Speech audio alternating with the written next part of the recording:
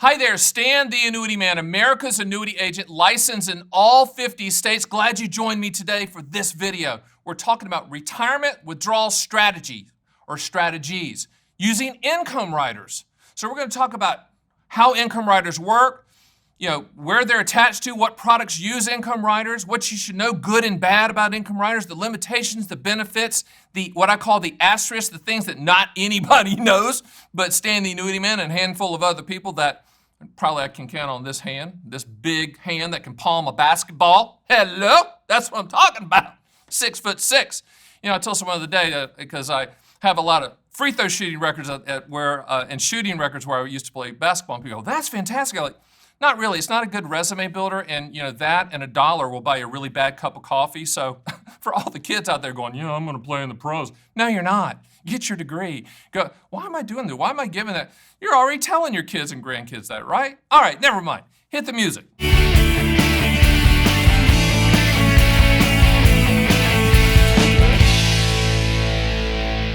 All right, so we're going to talk about income riders. What is an income rider? Well, the first thing you need to do, so write down, get your pencil out, go to theannuityman.com, because guess who's written a book on income riders, and guess who'll send it to you for free and under no obligation. No one's going to call it, show up at your doorstep.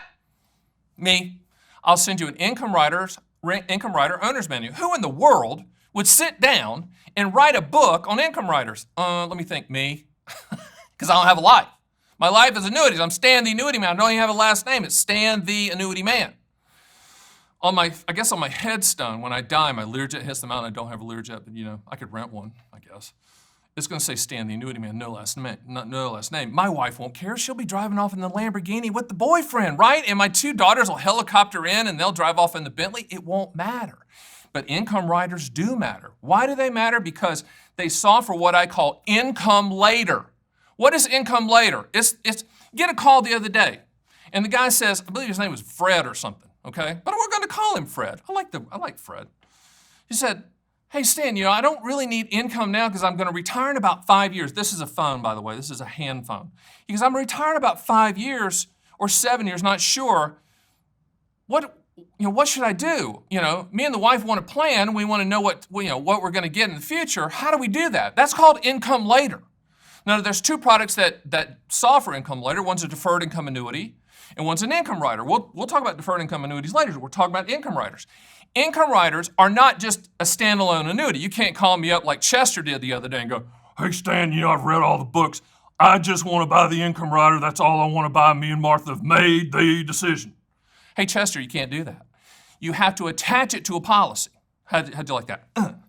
That's attaching, and that's visual. Attach it to a policy. It's typically attached to a variable annuity, which I don't sell because nothing against variable annuity people. Love you people, but I don't sell anything that has the potential to go down in value. So that when we use income riders, we attach them to fixed indexed annuities. Now you got to say, "Stan, wait a minute. Aren't you kind of harsh on indexed annuities?" I'm harsh on the way they're sold and the way they're promoted, but indexed annuities are great products. They're not too good to be true, but they're pretty darn good because they're CD-type, MYGA-type products. They give a 2 to 4% return. You don't lose any money. But what we typically and primarily use index annuities for is for an efficient and cost-effective delivery system for the income rider. So the income rider you attach it to the policy at the time of application. So I'll give you an example. Let's just say, "Hey, Stan, we want to protect the principal. We want to make sure that we're not going to lose any money, but we want to guarantee an income stream 9 years down the road." You attach an income rider to an indexed annuity that will guarantee a lifetime income stream 9 years down the road. But it gets a little bit more complicated than that because annuities, as you all know, and if you don't, you're getting ready to find out, they're commodity products, meaning that you have to shop them all, that's visual all, for the highest contractual guarantee for your specific situation. So don't ever let somebody, first of all, you should use Stan the Annuity Man, but if your brother-in-law is selling income riders and you have to buy from your brother-in-law, do not allow them to show you just one. "This is the best income rider that I could find." Wrong. You buy all annuity types, including income riders, like you buy a plane ticket. You shop for them. You shop. Now, on my site, theannuityman.com, you can run your own income rider quotes. Hello. How about that? How about that one? You can run your own income rider quotes, or my staff will beat you to the punch and they'll send them to you once you punch in your information. That's the great thing about the Annuity Man. You can run your own quotes there. It's fantastic. But we quote all income riders. And remember, annuity quotes are like a gallon of milk. They change every 7 to 10 days. So you can't just, well, I really like this one. Give us a couple of months, Stan the Annuity Man, and we'll make a decision. Wrong. That's not a sales pitch, and that's not some high-pressure nonsense. It's just reality. So income riders, okay, you have to shop for the highest contractual guarantee. You can set them up for your life. You can set them up with the spouse, etc. Joint life, single life. If it's single life, it's going to pay more contractually, that income stream, than if you set it up joint life, because with joint life, they're covering 2 lives.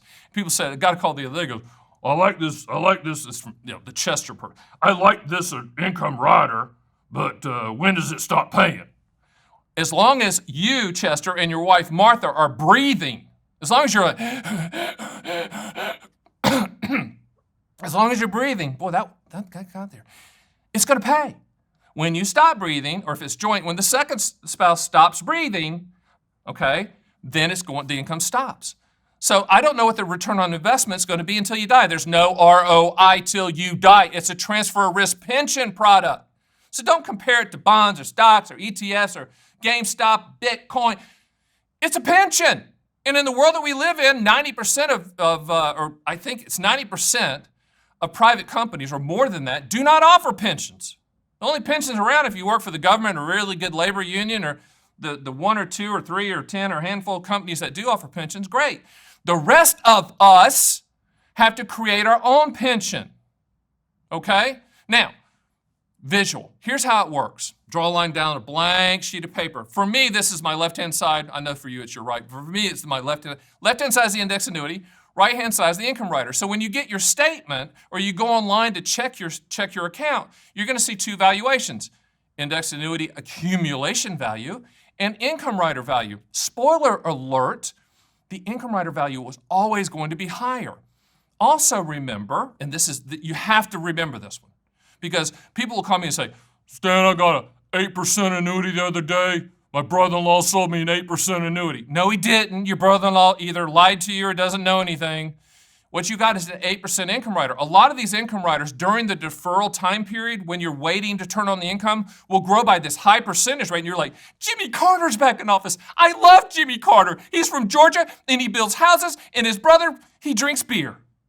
That would be Billy for all you guys. Billy beer.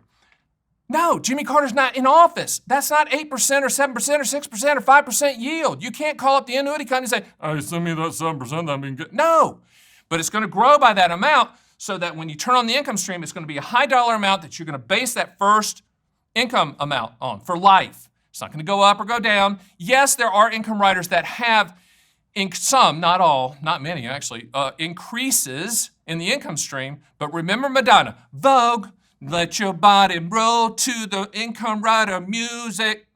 What am I doing? Income rider without a COLA or inflation increase, income rider starts here with an inflation increase. Annuity companies have the big buildings for a reason. As my CEO says, she goes, they're sponsoring sports stadiums for a reason. They know when we're going to die.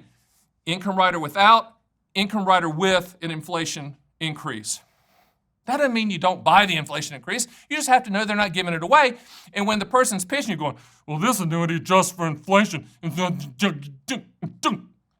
you go, what? That sounds great. Cynthia, that sounds great. No, it sounds great. It sounds too good to be true because it is. With every single annuity sales pitch, if it sounds too good to be true, it is. Period. No exceptions. Okay? Great story. I digress a little bit. Great story. So we ran a quote for a gentleman the other day, and he wanted like a defer for 10 years. He was really planning. I'm like, that's what I'm talking about. You need to plan.